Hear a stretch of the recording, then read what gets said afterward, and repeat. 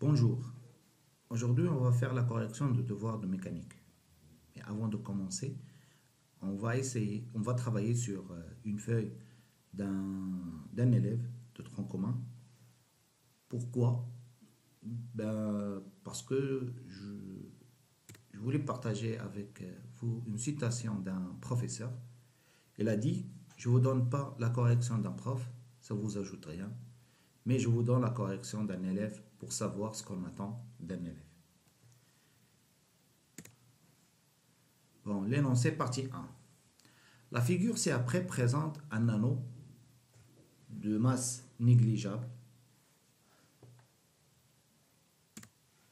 Il faut faire attention à la masse négligeable, c'est-à-dire que le poids, lui aussi, il est négligeable.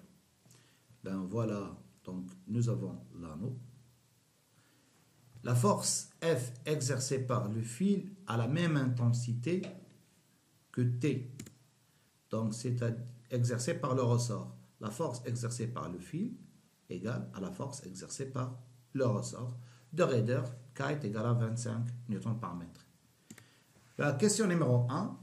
Rappelez les conditions d'équilibre d'un solide soumis à trois forces. Alors ces conditions, il faut que les trois forces doivent être coplanaires, sont coplanaires, concurrentes et leur somme est égale au vecteur nul. Sigma des forces est égal à vecteur nul. Question numéro 2. Quelles sont les forces agissantes sur l'anneau? Autrement dit, quel est le bilan des forces? Bon, la réponse doit être système étudié, c'est l'anneau, bilan des forces. Il y a F, la force exercée par le fil, F', la force exercée par le fil 2, I et T, la force exercée par le ressort, ou bien on écrit la tension du ressort. Vous voyez ici, il n'y a pas le poids parce qu'il est de masse négligeable. Question numéro 3. Sachant que F égale à 10 newtons, calculez delta L, l'allongement du ressort. Donc, delta L est égal à T sur K, qui est égal à 10 sur 25, qui est égal à 0,4 mètres, qui est égal à 40 cm. Mais ici, il y a une information manquante, c'est que l'élève doit ajouter, puisque F est égal à T, est égal à 10 newtons. Question numéro 4. Représenter le polygone des forces appliquées sur l'anneau et conclure l'intensité du poids du solide S en utilisant l'échelle 1,5 cm pour 5 newtons. Alors, le fait que le système il est en équilibre, c'est-à-dire qu'on va obtenir un polygone fermé.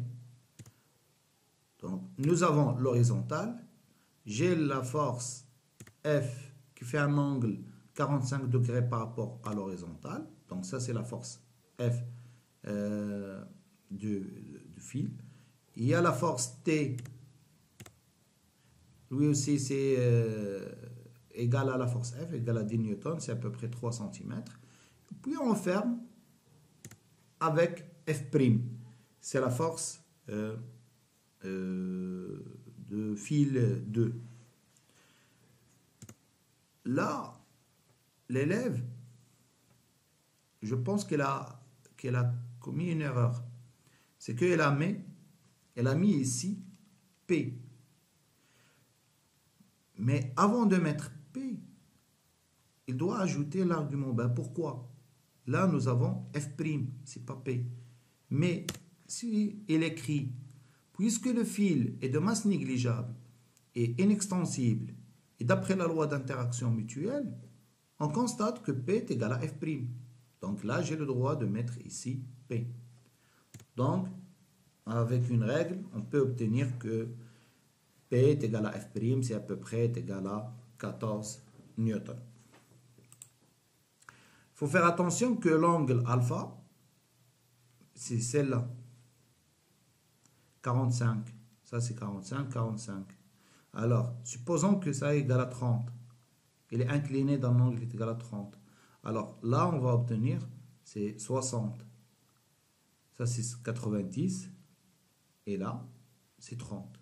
Alors cet angle-là égale à celle-là. Trouvez l'expression de la masse M du solide S en fonction de T alpha et G, puis calculer M. Là, nous avons cosinus alpha est égal à T sur F'. Alors, cosinus alpha est égal à T sur M fois G. Là aussi, comment le passage de cette expression à celle-là, ça c'est un problème. Donc, on doit mettre, puisque le fil est de masse négligeable et inextensible, et d'après la loi d'interaction mutuelle, on constate que P est égal à F', alors là j'ai le droit de mettre M fois G. Alors par des transformations mathématiques, donc M égale à T sur cosinus alpha fois G. Si je fais l'application numérique, on va obtenir que M est égal à 1,4 kg. Question numéro 6. Soit le repère R, OIJ, dont le centre O est confondu avec le centre de l'anneau. I est horizontal orienté vers la droite.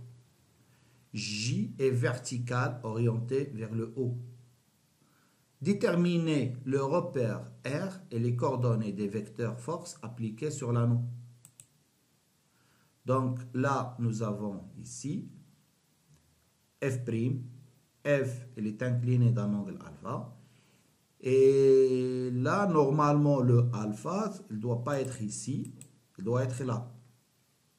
Même si, bon, si on fait les calculs, ça reste la même chose parce que alpha égale à 45. Le cosinus de 45 égale à sinus de 45. Mais d'une manière générale, alpha, il doit être ici. Alors, si je fais, alors les coordonnées de f est égal à f cosinus alpha fois f sinus alpha. Les coordonnées de t, donc il y a un signe moins ici, moins t, mais au lieu de cosinus, on ne va pas mettre ici un cosinus, on ne va pas mettre ici un sinus. Alors, on va avoir ici un sinus et ici un cosinus. Et f' égale à 0 et moins f'.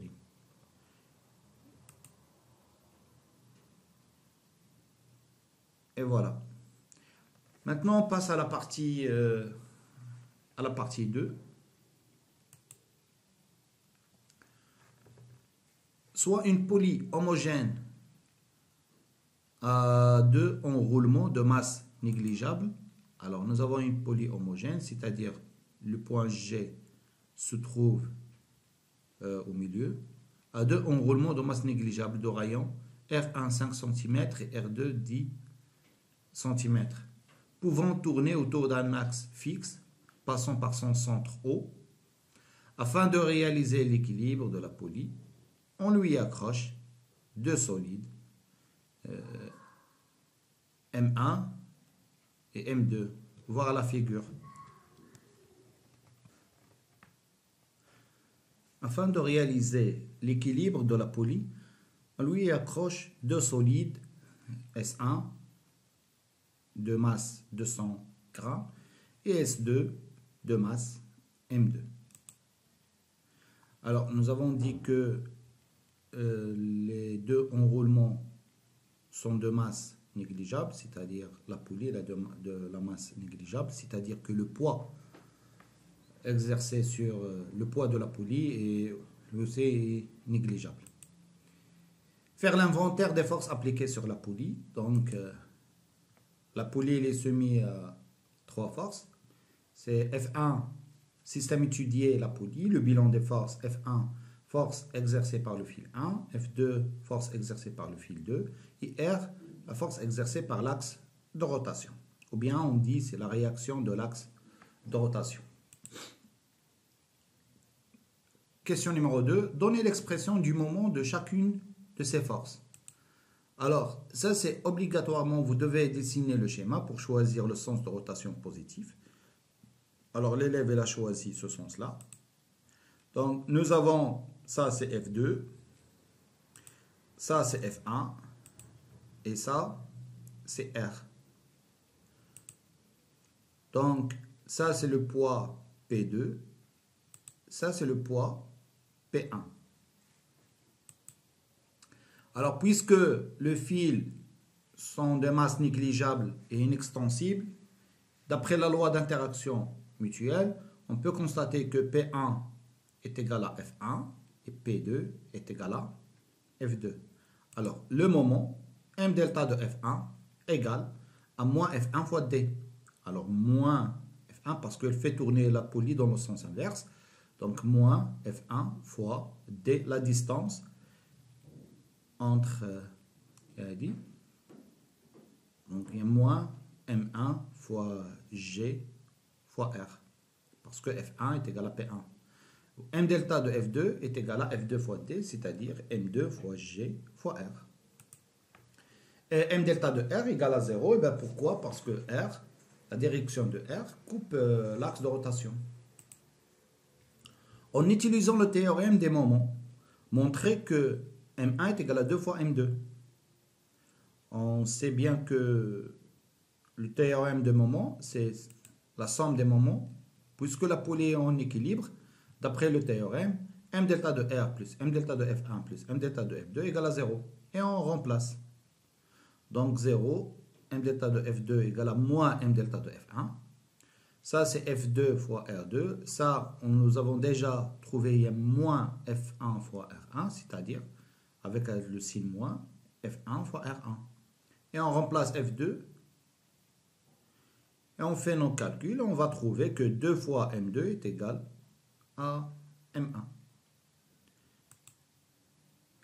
Question 4. Remplaçons maintenant le solide S2 par une force F fait un angle θ avec l'horizontale. Déterminez les caractéristiques R exercées par l'axe de rotation pour que la poulie soit en équilibre. Alors, lorsqu'on dit caractéristiques de R, c'est-à-dire point d'application, la direction, le sens et l'intensité. Alors, si je fais mon dessin, donc là, j'ai la force F1, je l'ai représentée. J'ai la force F faisant un angle alpha ou bien θ 45 degrés avec l'horizontale. C'est celle-là. Alors, R maintenant, comment je peux déterminer R? Je sais que le système il est en équilibre. Donc, ils sont coplanaires. Les directions sont coplanaires ou concurrentes. Ça, c'est la direction de F. Ça, c'est la direction de F1. Ça, c'est la direction de F. Maintenant, ça, c'est la direction de R. Alors, voici, ça, c'est l'angle, la direction de R. R, elle va être comme ça. Alors, maintenant, on va, dans son point d'application, c'est O. Sa direction, c'est une droite inclinée d'un angle alpha qu'on doit la calculer par rapport à l'horizontale. Le sens, c'est vers le haut. Et l'intensité, on va la calculer par la méthode analytique. Alors, en faisant la méthode analytique, Rx plus Fx plus F1x égale à 0, Ry plus Fy plus F1y égale à 0. Mais avant ça, je dois écrire, puisque le système est en équilibre, alors sigma des forces égale à vecteur nul. Il faut faire très attention, c'est vecteur nul. Alors, on fait la projection de la relation sur le repère OIJ. On va écrire ça et on remplace. Alors, Rx égale F1x, nous avons dit égal à 0. Les coordonnées de F1x, c'est 0. C'est moins F cosinus alpha. Ry, ou bien θ ici. Ry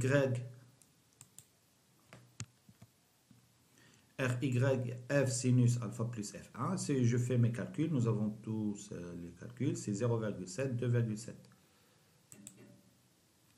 Soit alpha est l'angle entre la direction R et l'horizontale. Donc alpha, c'est tangente moins 1. Tangente moins 1, Ry sur Rx. Si je fais mon calcul, c'est 75,3. Le R, c'est racine carrée de quoi? De Rx au carré plus Ry au carré. Donc voilà, qui est égal à 2,8 newtons. À la fin, les caractéristiques de R, le point d'application c'est O, la direction c'est une droite inclinée d'un angle alpha qui est égal à 75,33 par rapport à l'horizontale, le sens vers le haut, l'intensité R égale à 2,8. Et voilà, merci beaucoup et à la prochaine, Inch'Allah.